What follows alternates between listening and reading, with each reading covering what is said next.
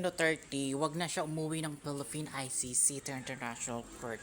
Dahil pag nalaman namin si President Duterte nasa Philippines na, sisiguradong tapos ng laro natin Philippines government at gagawa kami para kuyugin namin siya din sa Malacanang whatever country in Davao na matanggal yung mga braso niya, hilain siya sa kalsada sa kanyang katandaan, something your time and a belief for over the death in your strong devon and a wretch man to go into hell, right?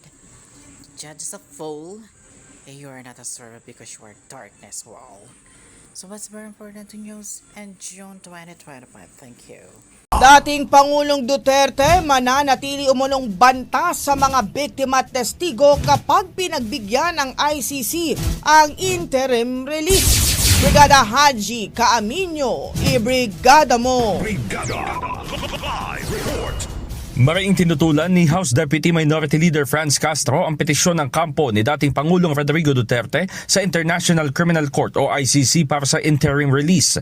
Ayon kay Castro, nananatiling mapanganib si Duterte sa mga biktima, testigo at sa integridad na nagpapatuloy na investigasyon.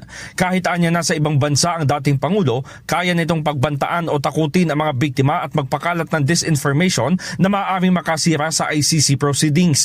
Ipinunto nito na hindi dapat payagan ang pansamantalang paglaya ni Duterte dahil kahit saang bansa man siya ilagay, magiging banta pa rin siya sa mga biktima ng crimes against humanity.